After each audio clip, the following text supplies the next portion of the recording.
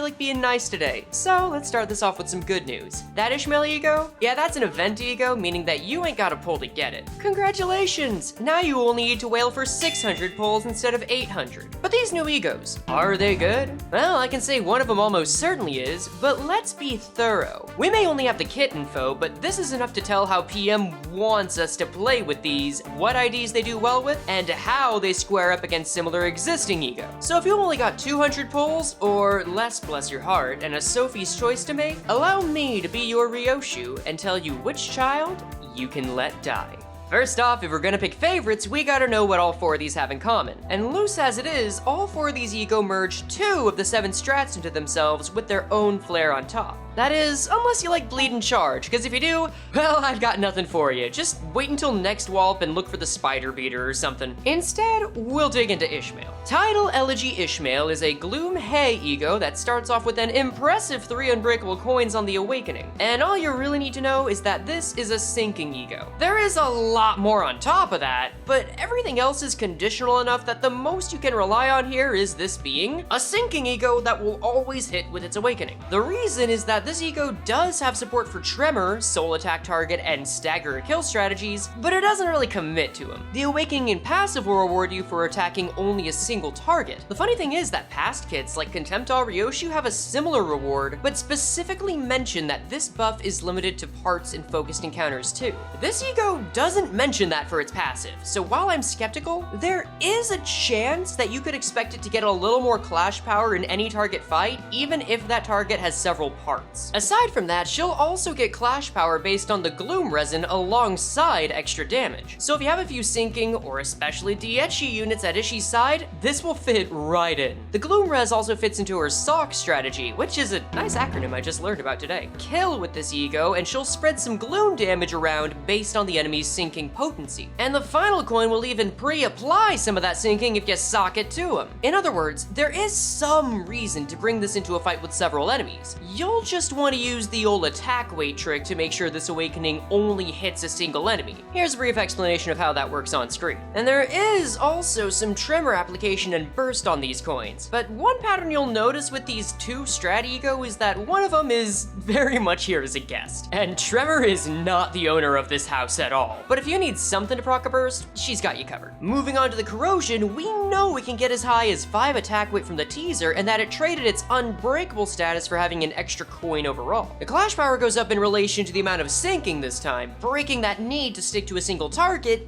if you're willing to pay the cost of a wet crash out. But the Gloom resin effects are still in play, upping attack weight, damage, and even applying both blunt and Gloom damage up to allies next turn. To be fair, that can be done with any resin, but the threshold is significantly lower for Gloom. If I had to guess, the X and Y in this equation are 3 and 2 respectively since we're currently at a 7 center meta, and it's a little too weak to give any less than 2 damage up for a turn with an ego effect. That said, if someone's socked by the time the Corrosion gets to the 4th coin, some random other fella's gonna look at this display, get depressed by proxy, and take more damage from Gloom the next turn. It's unwieldy as hell, but hey, if you need help choosing your next target, it'll do the job. Overall, I wouldn't expect this ego to clash well since it's a multi-coin ego, has unbreakables, and is event-specific. None of these are hard and fast rules, but if you saw your friend housing an entire ham per day and then talking about toe pain, well, you'd probably think they had gout, wouldn't ya? The signs sure aren't good. All we can hope for is that the clash power buff's enough to account for it. And since this is a hay, it means it's competing with 3 other ego, 2 of which also have several coins. So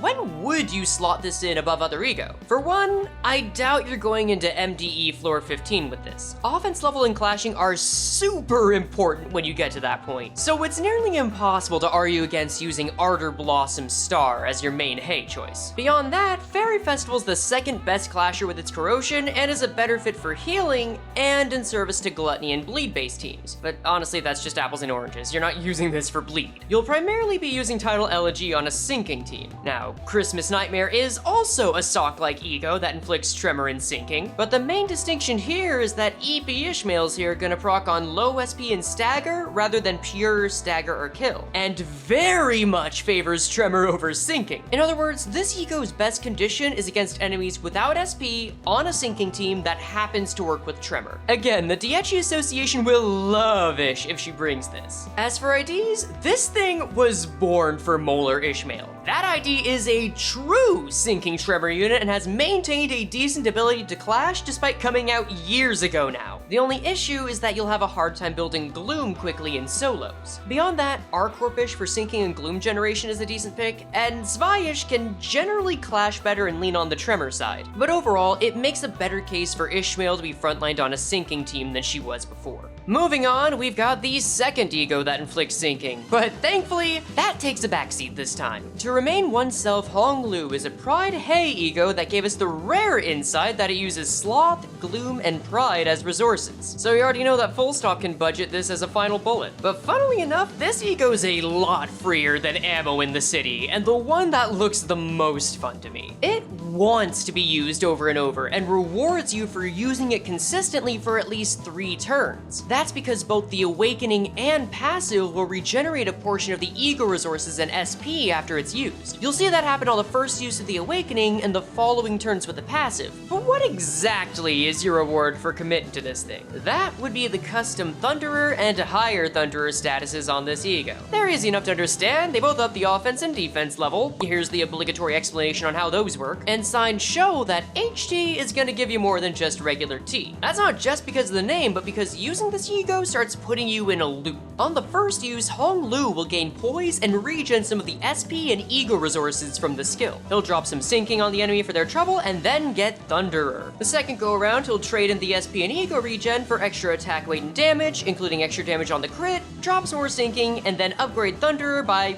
feeding it a sword. Then the third round works a lot like the second, but with even more attack weight and base damage, and even more crit damage than the last time. And afterward, just rinse and repeat to keep the good times going. And while that sounds expensive, if we assume that this has the regular cost of a Hey ego and is around 6 to 9 resources, and the Awakening returns one of each of the sins it costs, and the passive regens once per turn, you're spending 13 to 22 resources over 3 turns for an upgrading ego. In other words, using this 3 times is about as expensive as corroding Garden of Thorns once at worst. And since this gives Honglu extra poise on use and ups the final power based on his current poison count, I'd say it's a pretty solid deal. I've also heard this ego is a reference to how Arknights characters get stronger the more you use their S3, but please, don't expect me to catch those references. I've never touched Arknights and I'm only gonna be trying it out during maintenance before the event drops this week. So hey, if you want to get the essentials, then come on by. That said, there's still the corrosion. While the kit guarantees that this ego's Awakening can get up to at least 3 attack weight with higher Thunderer, the trailer explicitly shows the corrosion getting a full 5. Or at least, we know it'll get this way if you've used this with any Thunderer behind it, with base and coin power on the side. Like most corrosions, it focuses on damage over anything and deals additional pride with every coin that hits. In addition, those coins are UBs, which means you're guaranteeing some minimal damage, and the last coin still has that special extra damage on crit. But let's be real, all you really need for this ego is a unit that relies on poise. Again, this fits Full Stop Honglu like a glove, and is nearly as good a fit with the Prodigal Son with Pink Eye. But if you really want to max out on Sinking, then I guess you could run this with R-Corp or even base Honglu. I'm sure there's some builder challenge out there that can have fun with these two, and in comparison to the other Hey ego, it still stacks up pretty well. It's not really stepping on the toes of either Dimension Shredder or Effervescent Corrosion, unless you're using Lord Loop. And that's just because EC over here supports Rupture, and DS gives him a 3rd life to go with his innate 2nd life. But the way I see it, you run Dimension Shredder if you want to give him even more life insurance, to remain Oneself if you're leaning into poise and scaling damage, and EC if you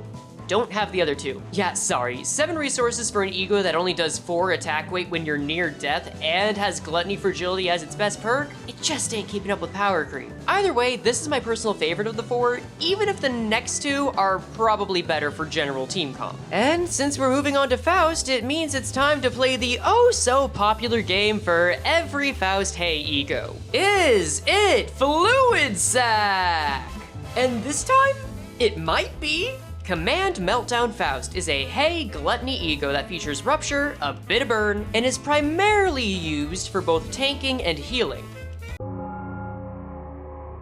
And the best way I can explain that is by comparing it to the other Hey healing Ego and the purpose they serve. Cause Fluid Sac is the most popular healing Ego for a reason. It reliably heals a significant amount of HP and SP on every use, it's simple, only a little more expensive than other Ego, and splashes well enough into most teams. The only downside is that to get the healing effects, you have to use it every time, if you can even call that a downside. Alternatively, you got Thoracalgia, which recently came in, and allows certain teams to get that healing as a passive after using the Ego only once. It gives Faust a special inhaler that would apply poise to allies and would stack itself over time, and at the end of every turn, she would heal up to 5% on allies based on the max resin, which was usually Pride. With 20 poise on her though, that doubles to as high as 10%. However, this Ego was only used offensively for Pride and poise teams since it had a lower clash power and attack weight, making Fluid Sac still better for general use. Plus, 10% doesn't mean as much when you see that Fluid Sac can heal up to 25 SP and 15% of HP on all allies per turn. All that's to say is that if Faust is going to get a Hey healing Ego in a limited banner,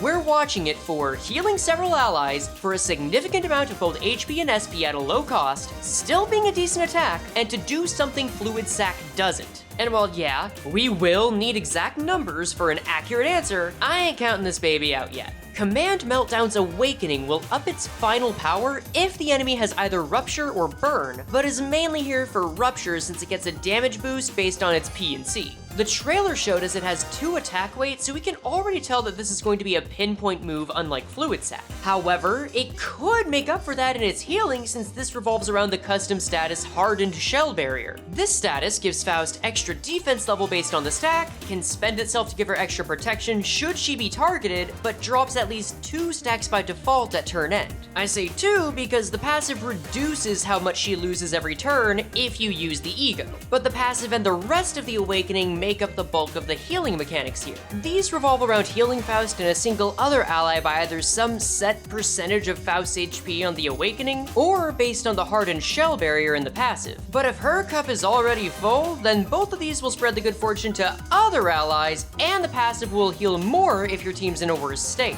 Lastly, the Awakening does indeed heal SP alongside HP, and inflicts both Rupture and Burn. And since the Corrosion has nearly nothing to do with the healing aspect, let's just table it for now. But in terms of which of these is going to be the better healing Ego, the main numbers we want to watch for are the amount of SP this heals, the number of allies that are healed when Faust is at max HP, and whatever HSB caps out at. But rather than waiting, how about we do a quick estimate? When I was streaming a kit review earlier, a few folks mentioned that the number 15 comes up often in Arknights gameplay. So I'm gonna trust that and plug that in as the cap to Faust's Hardened Shell Barrier. Funnily enough, 15's a fitting number for the SP as well, since there's a trend for that, with Fluid Sac healing 15 SP, and Heathcliff's Yasunyatataru Palm Ego healing 25, both of them being Haze. So we'll just be a little pessimistic and plug that in. And we know that Faust is gonna heal at least 3 units when she's at max HP, including herself. But I'll be a little more hopeful and assume that the Awakening and passive will heal a total of 4 of them. Feels good to be optimistic, you know? So if we assume that these are the numbers, this means that this could passively heal between 10 to 15% HP of half of your team every turn, assuming you use this Ego every 3 turns and keep Faust at max HP. That's pretty close to how much Fluid Sac can heal on a single use, but doesn't really match it in terms of SP healing. In other words, unless the numbers are better than even this, Command Meltdown ain't quite matching up with Fluid Sac. I know some of y'all might be wondering why I framed this Ego review entirely as a Fluid Sac comparison. Well, that's because I want y'all to know exactly what you'll be using this for. I mean, hell, some folks I know have been saving Lunacy for over a year, and you won't be able to get any of these Ego after the next month. So if this is a healing Ego, it's gonna beg the comparison, and I feel confident that if the numbers ain't getting better than this, it's gonna fall short in that regard. The only other factor I can see is the exact clash power for consistency's sake. But even if this ends up losing the healing battle, we should still look at the corrosion because that tells a different story. Command Meltdown's Corrosion is a 4-coin ego that is capable of 5 attack weight and gains base power based on the Rupture PNC on the main target. Much like the Awakening, it will give Faust Hardened Shell Barrier, but can max it out if the skill doesn't get the sock on any of its targets. In addition, Faust will lose some HP and gain shield and damage up afterward, so she won't be able to get the full health effects of her passive, but will still have better protection and DPS for the turns ahead. Now the coins themselves, nothing too special. They inflict some PNC with Rupture and some burn as a way to keep up appearances. But the final coin will deal more damage on coin start if nobody here is staggered or dead. Now here's the deal. I already went over some numbers that mattered in this ego because it was being compared to another one. While numbers will always matter to some extent, we can usually get a solid read on how the ego is meant to be used without exact figures. In this case though, I've been told that the character this ego is based on is meant to be a DPS to some degree. So if the damage buff here happens to be super juicy, like how Encore Ryoshu's skill 3s were, that could change this into an ego that's meant to be a decent passive healer and a major damage dealer if you commit to the corrosion. It almost feels like a cop-out to say that the numbers are gonna matter this much for it, but what can you really do, right? Y'all at least know which numbers to watch out for now. And as far as ego comparisons go, don't use this in a charge team. We already have an ego for that. Same for boys teams, and do you really need for me to go back over this one again? On the ID front, anything that can generate Rupture or defenses will do well with this. So I'll vouch for Heisho Faust as a solid first, 7 Faust as a decent second, and 5 Faust as a distant third. But regardless of where the ego stands, it'll certainly make Faust harder to kill with any ID. And I can respect that, because personally, I'd like to think I'm hard to kill. After getting both married and divorced over the course of 5 minutes last July, I took a punch to the stomach from the minister that ordained my marriage before he flipped me and my other friends to the ground. So, in order to atone for wasting his time, I've given up my rights to my ex-wife Beanie Bun. And yes, that includes the rights to my image. So if you like the way this looks, or how her style looks on any of the Sinners, Uma Musume, or Marvel Rivals mains, then head on down to etsy.com/shop/BeanieBunCafe. This video may not be sponsored by Beanie Bun since she is not paying me a damn thing to mention it, but if you mention the word Frey in your customer notes with any order, she'll throw in a free Frey sticker on top of whatever you buy while they last. And much like our marriage, her store is only open for a limited time and will not be available after October 3rd. So if you want to support an extraordinary artist that happens to be a wonderful friend and also my terrible ex-wife, please give her a look and say I sent you. The link is also in the description and pinned comment, and with that out of the way, let's talk about how Gregor's pinning himself in place with his ego. That's not a joke, he's just standing there menacingly. Unbrilliant Glory Gregor is a Vov Sloth ego, and while Honglu's may be my personal fave, this is probably the best ego of the bunch to shoot for. In short, this ego turns Gregor into a tank that could even stand up after getting staggered like the goddamn steam transport machine. Lil ol' Uberglow revolves around the Man in Scabbard status, which is applied upon use and gives Gregor aggro and protection based on the stack. And unlike other statuses, you gain more of it at turn end. This means that this ego is a starter whose effects get better the longer the fight goes on after using it. Upon its first use, this ego will not attack anyone and leaves Gregor doing nothing for the turn it's active. While the aura farming may cost you move economy, it'll give you the first stack of Man in Scabbard, heal SP, and get more offensive level and damage up next turn. This also comes with the benefit of the move getting a discount on its ego resources, which, frankly, is the least it can do for him wasting my time for a turn. And as time goes on, Gregor will continue to gain that savory MIS every turn, and through the now active ego passive, which will give him more under the following conditions. He'll get more whenever he takes a certain amount of damage or shield damage, whenever his allies get staggered, and when his allies die. Now, even though these two are given variables, these numbers could just be 1, as shown with the finger painter here. So I doubt you'll need to off 2 Sinners to give Gregor an extra scab man. And that's pretty good, because if you can get enough of this, you can get Gregor to recover from a stagger and change his resistances for the next turn. Now, I'm gonna choose to believe that this resistance change is an upgrade. Again, like how the steam transport machine did it. But hey, time will tell. And once you've scabbed enough men, it's time to use the ego once again to give it a shiny unbreakable coin and an alternative awakening. Unbrilliant Glory Incandescence may claim to be unclassified, clashable, but changes its tune quickly with enough MIS. In fact, nearly everything about the skill is affected by MIS. There's its clash power, a guarantee that the skill will be used even if Gregor would stagger after losing, ego resource refund, attack weight, defense level up, protection, and most importantly, coin reuse. If we use the event trailer as a reference, this Ego can reuse its coin up to 3 times, with the final getting extra damage up based off of, yep, Man and Scabbard, bursting Tremor, and dealing extra sloth damage afterward. The damage is also increased based on the burn and tremor on the target, though both of these feel obligatory at this point. And since the trailer shows this to have at least 5 attack weight, you're very likely to get a single sock out of it. Which means Gregor gets some SP back for his trouble. In other words, this move is meant to let Gregor charge up for turns on end to become an immovable object until he's capable of launching a major offensive with the max Scabbard. The numbers on this aren't worth fixating on quite as much, since this Ego at worst will turn Gregor into a serviceable tank, but so long as there are no surprises, the major attack weight and sloth damage help make Gregor more at home on a Tremor team. And considering that this is his current Tremor ID, yeah, this goes a long way. But how about that corrosion? Well, like Mephi, it's also very man-fueled. Unlike the Awakening, it's guaranteed to use all 4 coins and will instead let the last one deal more damage if the first 3 hit without cracking. But MIS still impacts it through upping the base power, giving Greg defense level up, final coin damage, protection, and aggro next turn. And as you might notice, this corrosion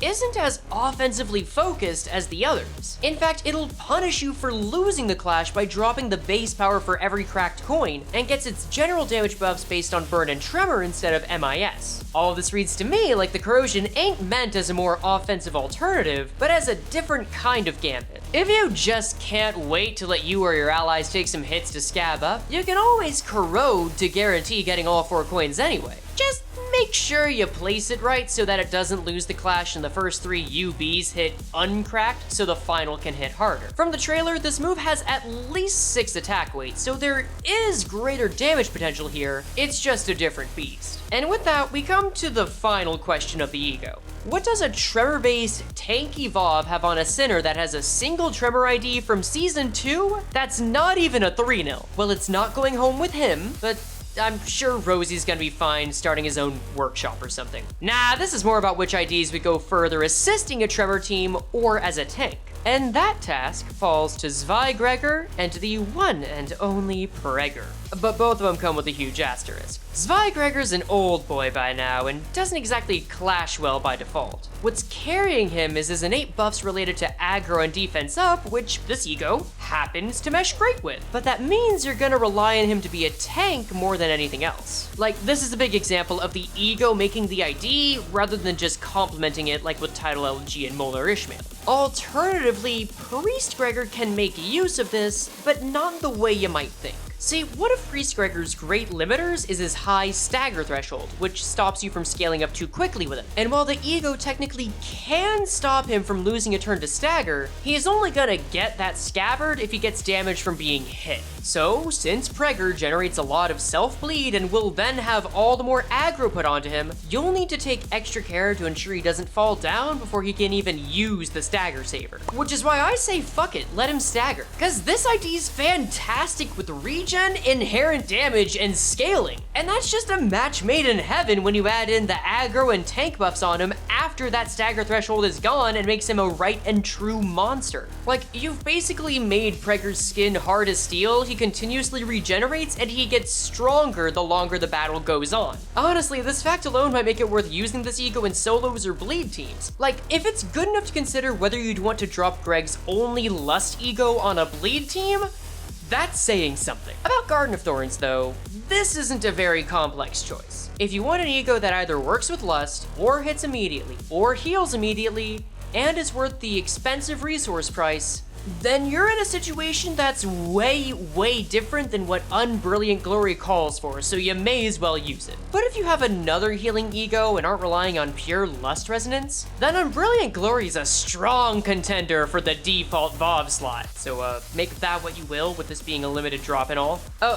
and for good measure, Fire Fist and Sea Gregor can also get some use out of the tank and stagger recovery mechanics. Fire Fist Greg also has burn and not quite as high a threshold as Gregor, but these two are very much afterthoughts since there's no true perfect ID for this ego yet. It just happens to have two really damn good gimmicks and evolve that's easier to replace than others. So, there we are. We've got one sinking sock, strategic ego spam, spiky green fluid sac, and the yellow tank maker. Was there anything I missed? Was there some Arknights lore that was worth factoring in? Or was there something I got flat out wrong? Please do let me know. I've been doing these kit reviews for a little while now, and I feel more comfortable reading between the lines, but still know there are plenty of curveballs. So let's find out just how well these reads aged once the AK event goes up and we get the exact values. For now though, good luck with your polls, and let's move to the member and patron Q&A. And this time we got a question from Cheska Hans. Any classical literary characters you'd like to see make a cameo in Limbus Company? I'll let you define what classical means just for funsies.